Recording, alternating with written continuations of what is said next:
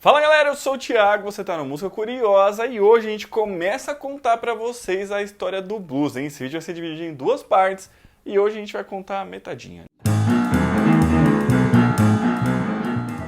E galera, se vocês gostam desse tipo de vídeo, já se inscreve no canal que toda semana a gente lança mais assim, beleza? Bom, o blues ele surgiu ali no século XIX lá nos Estados Unidos, mas apesar disso a gente pode falar que ele é um estilo musical africano. Isso porque o estilo nasceu dos escravos que vieram lá da África, né, e que estavam ali na região do Alabama, Geórgia, Mississippi e Louisiana, e que faziam ali terríveis jornadas diárias de trabalho nos campos de algodão, principalmente. O blues hoje em dia ele exerce uma grande influência aí nos estilos musicais que a gente tem aqui no Ocidente. Ele é meio que considerado um dos pais de estilos como o jazz, o country, o rock and roll, o rhythm and blues, a soul music, além de ter influenciado o pop convencional e até a própria música clássica moderna. O termo blues ali ele significa um estado meio depressivo, chateado, né, de um espírito meio turbulento, o que diz muito até sobre as tendências alcoólicas ali dos artistas desse estilo. Musicalmente, ele é composto como se fosse um diálogo ali, né, que é conhecido como call and response, né, que em português seria chamada e resposta. E isso é representado quando uma frase musical é feita e respondida por uma outra frase musical. E essa frase ela pode ser vocal, guitarra, enfim, de qualquer forma ali, não existe um formato específico que tem que ser. Para exemplificar, seria como se na música gospel ali, quando o líder da música, né, ou um pastor ali, ele canta uma frase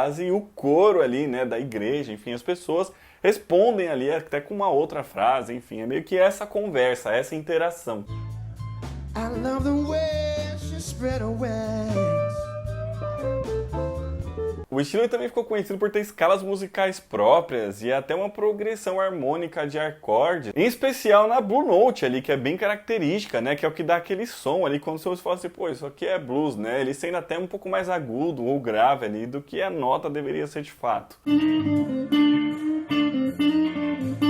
Mas falando um pouco mais das raízes musicais do estilo, né, eles remetem ali a cantos religiosos que são conhecidos como spiritual. Trouble so hard. E também pelo próprio grito e canções ali dos trabalhadores, né, que eram escravos libertos, principalmente vindos ali da África Ocidental. As letras falavam de coisas comuns do dia a dia, né, como o amor, traição, o trabalho, religião, o sexo, né, e em alguns momentos até tinham sutis protestos ali contra a escravidão, até porque naquele momento eles não podiam fazer coisas muito escancaradas. O surgimento do gênero ele coincide bastante com a libertação das comunidades afro-americanas depois do fim da escravatura lá nos Estados Unidos. As comunidades se estabeleceram próximas umas das outras, né, e a convivência ali fez com que eles trocassem ali informações culturais e musicais. E isso deu início aí aos primeiros passos da produção musical do estilo mesmo. Embora não se tenha muita documentação quanto às origens de fato do estilo, né, até por ele se estabelecer ali em comunidades mais pobres e afastadas, sabe-se que o embrião do estilo aconteceu no sul do Texas, né, que era um dos estados conhecido por ser mais escravagistas ali na época. Quanto às datas, fala-se que um pouquinho antes do início do século XX já se ouvia aí os artistas de blues tocando em pequenos pubs ali nas comunidades, né? É claro que nessa época o estilo ainda não tinha esse nome, né? Era ali as músicas que eles faziam. Essa era uma época em que essa comunidade, né, essa população, eles passavam ali por uma fase de transição e estavam começando a ter algum tipo de autonomia, até mesmo ali em começar a plantar ali, né, ter as suas próprias plantações, mas ainda era muito pouco. Com o passar do tempo, o estilo ele foi se desenvolvendo e passaram então a usar ali alguns instrumentos de corda, né, principalmente o arco diddley ali, que foi o primeiro, que era um instrumento de uma corda só. É nesse momento também que eles começam a utilizar o banjo, que vinha ali das comunidades escravizadas que trabalhavam na América Central e também vieram da África Ocidental. E foi justamente a utilização desses instrumentos de corda que fez com que surgissem ali os primeiros grandes nomes do estilo. E entre eles estão Lonnie Pitchford, Ed One String Jones e James Super Chicken Jones usando ali o arco diddley. Turn your lamp down low. E já utilizando mais o banjo, a gente tinha o Papa Charlie Jackson e o Gus Cannon.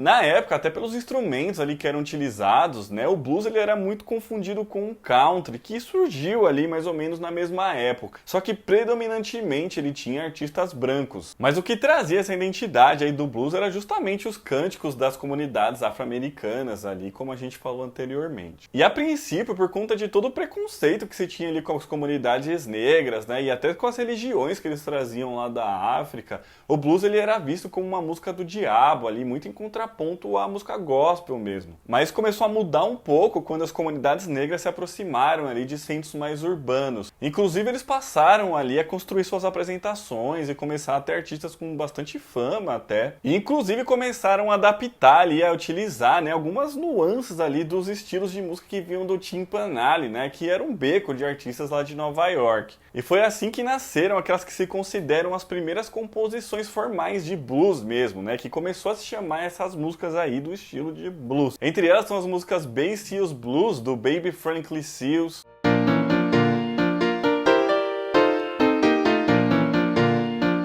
Também tem Dallas Blues de Hart Wand.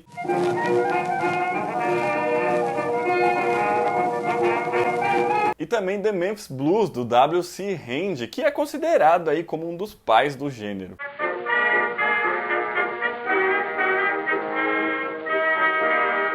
Essa fama dele foi conquistada não exatamente por ele ter criado o blues, né, porque ele já estava ali um pouco mais à frente da criação do estilo, mas por ele ter conseguido fazer uma transposição ali de um estilo musical mais regional, vindo ali do delta do Mississippi, para um estilo mais nacional mesmo. Eram composições que se encontravam ali com o ragtime e com o jazz, né, e que culminou ali na célebre música St. Louis Blues.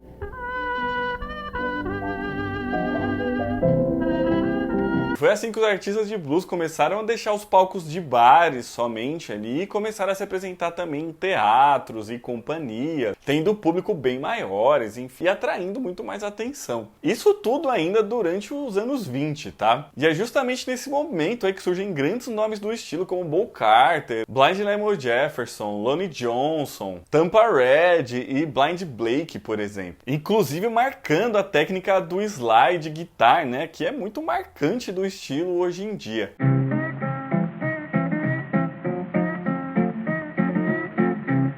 E é nesse momento também que a improvisação ela se torna um dos pontos fortes do estilo, né? Eles começam a fazer muitos shows de improviso e tudo mais. E foi assim então que os chamados Delta Blues se desenvolveram, né? Trazendo essa mistura aí dos sons rurais, que era aquele mais antigo, com os sons mais urbanos. E teve como seu grande mestre aí nessa mesma época o Robert Johnson, né? Que viveu apenas 27 anos, mas deixou um legado enorme. Que inclusive teve como antecessores o Charlie Patton e o Son House, que trouxeram ali os primeiros fundamentos do gênero. A gente inclusive já contou um pouco da história do Robert Johnson e falou aí de um mito que ele tem um pacto com o diabo ou não, e tá aqui no card se você quiser ver, tá bom? Enquanto tudo isso acontecia, no sudoeste do país começava a ficar muito conhecida ali uma técnica chamada de finger picking, e entre eles a gente tem grandes mestres aí que começaram a fazer muito sucesso, como o Blind Willie McTell e o Blind Boy Fuller, que também eram grandes compositores ali e conseguiam fazer músicas bem poéticas mesmo.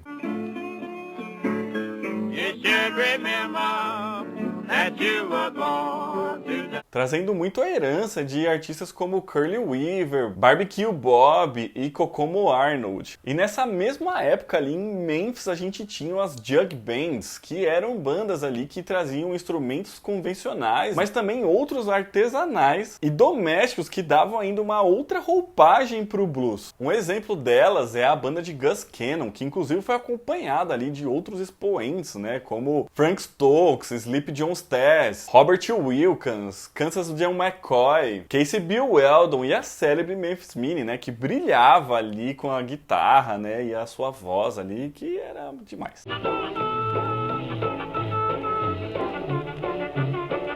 Quando a gente chega nos anos 40, muitos desses artistas eles saem das zonas rurais de Memphis e vão até zonas urbanas como Chicago, né, principalmente. Isso faz com que cada vez mais o estilo ele ganhe tons mais urbanos, especialmente com Big Bill Bronze, o pianista Leroy Carr e o guitarrista Scrapper Blackwell. Yes, I'm sitting on the soul. E com essa tendência, as músicas se tornaram mais elaboradas e adaptadas até um público mais amplo mesmo, e é nesse momento em que várias mulheres começam a atingir algum protagonismo no estilo também. Esse seria o caso de Ma Rainey, por exemplo, que é uma das vozes ali mais icônicas do estilo. Também tem a Bessie Smith, que é conhecida como a imperadora do blues, né? Além de Lucille Bogan, Mamie Smith e uma série de outras.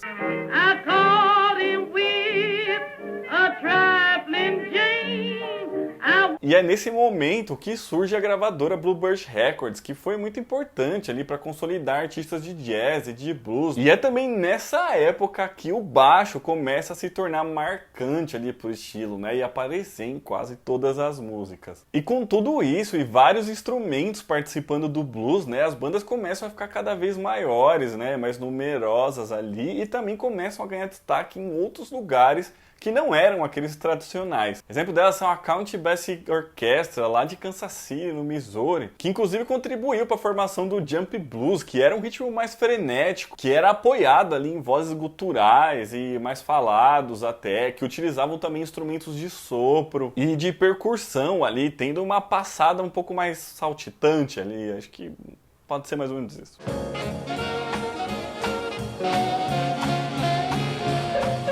E ainda em Kansas surgem artistas como Louis Jordan, King of the Jukebox, e a voz de Big Joe Turner, né, que começaram a dar uma perspectiva ali para o surgimento de ritmos como o rock e o rhythm and blues.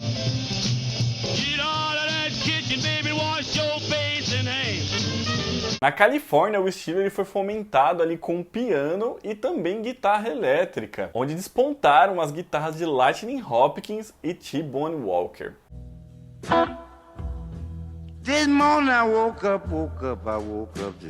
Mas então é isso, pessoal. Aí no fim dos anos 40, então, a gente termina essa primeira parte contando a história do blues. Mas na semana que vem a gente conta ali a partir dos anos 50, tá? Fica tranquilo que a gente não vai parar por aqui, não. Lembrando que isso aqui é só um recorte, né? Tem muitos nomes, muitas coisas aconteceram mesmo. A gente tentou trazer um resumão, né? Aqui dos lados a gente tá deixando outros vídeos pra vocês assistirem. Um beijo, até a próxima e tchau!